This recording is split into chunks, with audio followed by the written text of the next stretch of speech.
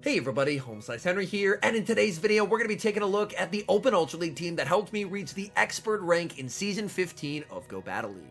The team consists of a Virizion on the lead, running Stone Edge instead of Leaf Blade, Shadow AMPHAROS as the save switch, running Brutal Swing and ZAP Cannon, and Shadow Magnezone as the closer. This is not a team of my own creation. This team was created by Z's Wireless, but I did have a nice 9-1 run with the team this morning and was able to reach Expert rank. So without further ado, let's hop into the matches and check out the team in action in the Open Ultra League.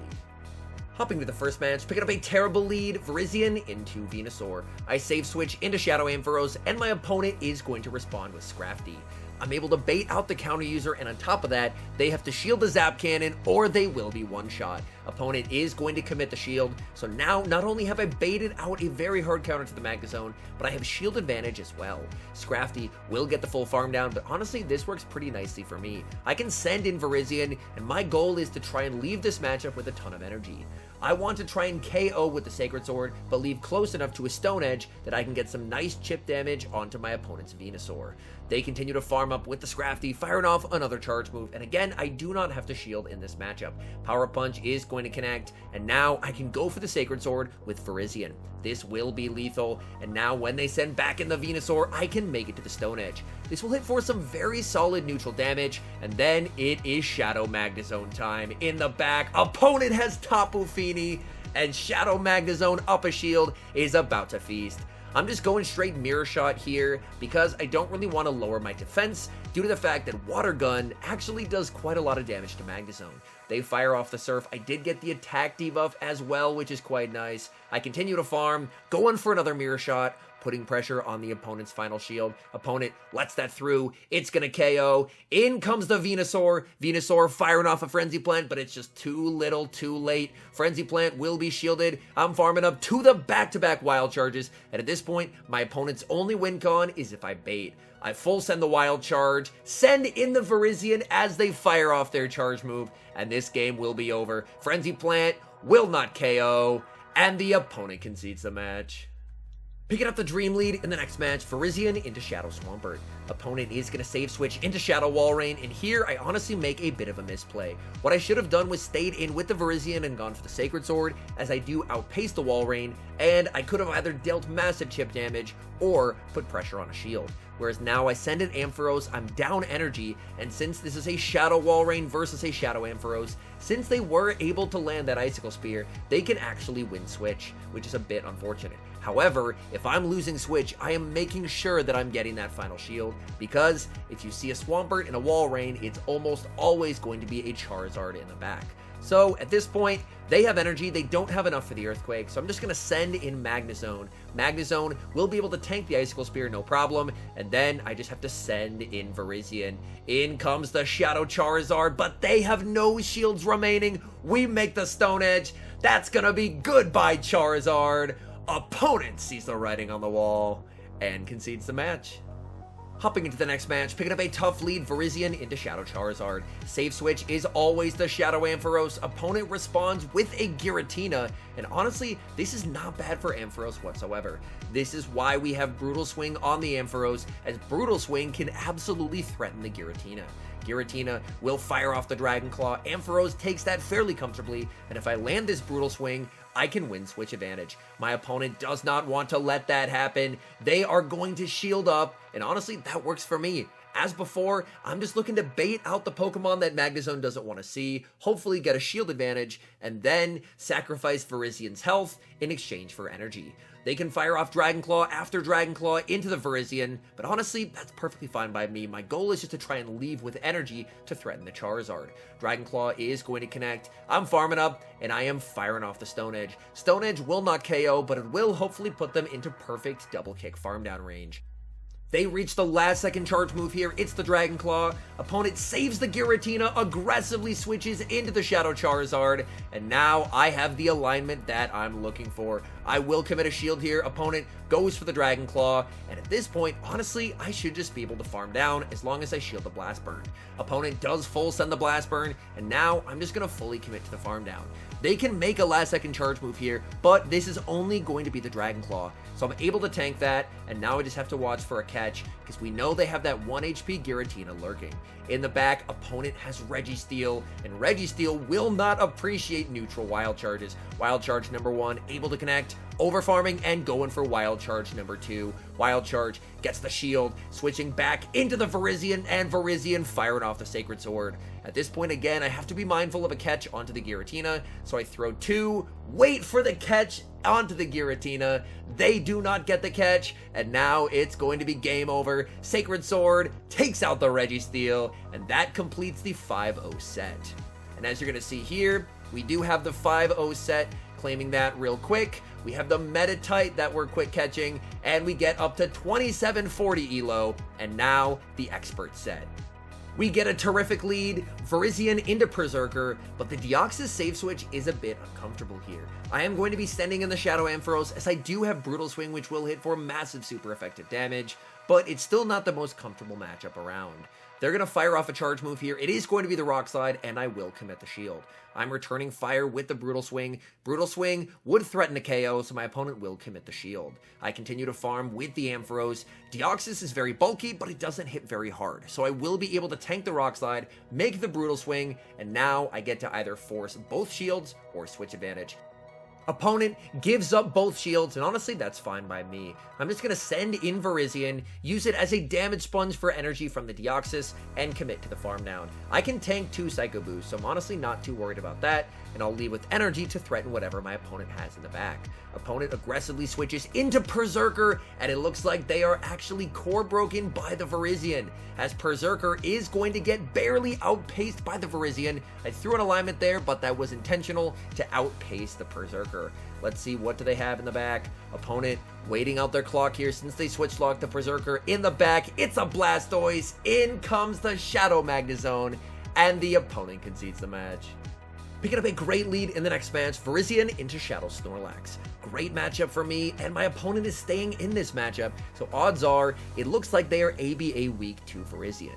In that case, after my Virizion is able to KO the Shadow Snorlax, I'm going to need to save switch into the Ampharos to try and preserve Virizion to take out whatever my opponent has in the back that is also weak. They go for the Body Slam, I throw one more double kick and go for the Sacred Sword. This will be lethal, opponent is going to let that through. In comes Charizard, I pivot into the Shadow Ampharos, and Charizard staying in this matchup. Honestly, that works out very nicely for me. I was trying to bait out a potential ground type or a Swampert, that kind of stuff, but my opponent staying in this matchup, potentially reading that I'm trying to bait out the ground type. I'm now firing off Brutal Swing number 2. The Volt Switches have done enough that Brutal Swing will be lethal, and in the back, we do see the ground type. There is Swampert. Swampert is a bit scary considering that my final Pokemon is a full health Shadow Magnezone, but the good news is I preserved the Virizion.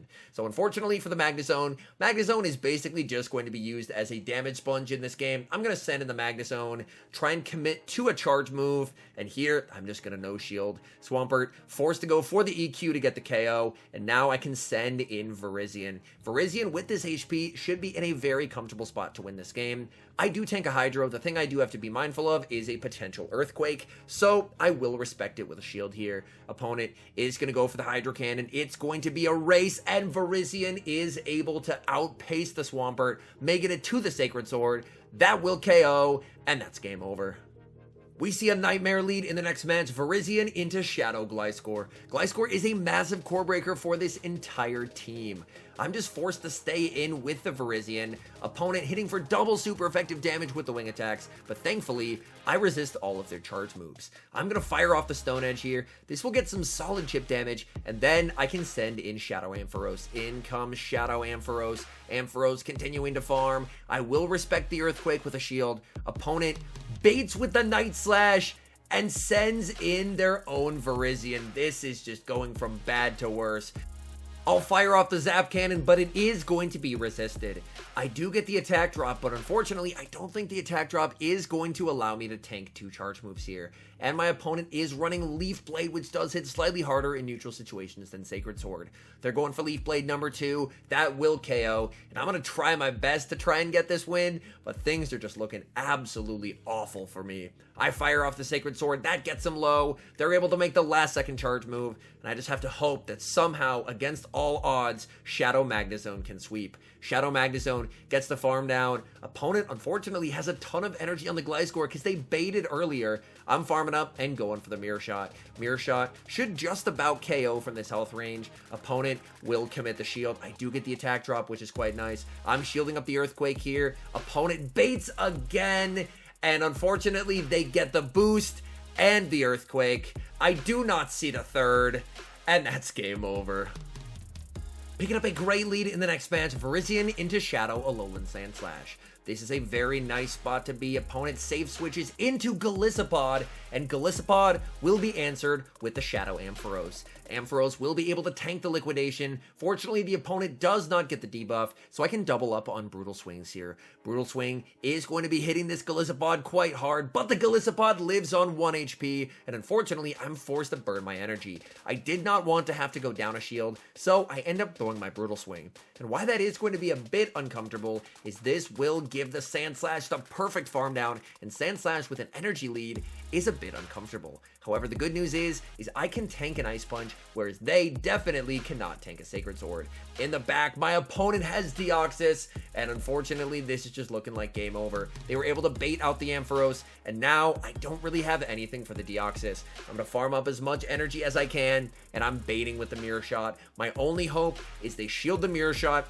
and then no shield the Wild Charge. So I'm able to get a shield with the Mirror Shot. I go for the Wild Charge. Opponent no shields it. They must have miscounted, thought it was just a Mirror Shot. The Wild Charge lands, and suddenly there is life. I fire off the Sacred Sword. That will be no shielded. Honestly, I probably should have gone for the Stone Edge there. They go for the Psycho Boost. They're going for Psycho Boost number 2. The Deoxys is now going to be 4 stages debuffed, and I'm just going to try and commit to the double kick farm down. Deoxys will make the Psycho Boost.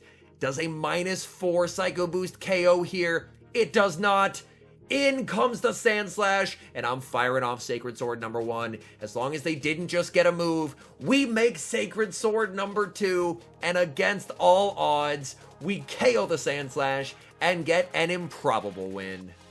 Hopping into the final match, we see same leads Virizion into Shadow Alolan Sandslash.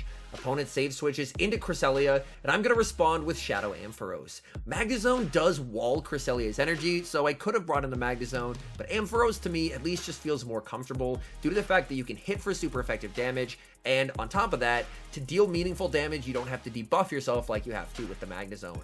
I'm firing off the back-to-back Brutal Swings here. The shadow damage on Ampharos just hits so hard. Cresselia commits the shield. I continue to farm with the Ampharos, and I'm more than willing to commit a shield back because I'm going to be able to outpace if they shield this next move. So I'm firing off the Brutal Swing into the Cresselia. Cresselia will let that through, and I'm able to keep switch. Back in comes the Sandslash. Sandslash looking for the farm down. I cannot make the Zap Cannon, so I'm just going to settle for the Brutal Swing. Brutal Swing will connect and get that Sandslash low. In comes Virizion. Opponent throwing on alignment, potentially thinking I had the Sacred Sword banked, and I get an entire double kick for free. In the back, it's Shadow Dragonite, and I should have this game won. I'm farming up here. Opponent fires off a charge move. If they debuff themselves with a superpower, it's fine, so I no shield, and it ends up being the Dragon Claw bait. And now I'm going to fire off the Mirror Shot. Mirror Shot gets the shield, and now it's Wild Charge time. This is going to be neutral damage, getting rid of the Shadow Dragonite. In comes the Sandslash, and the opponent concedes the match.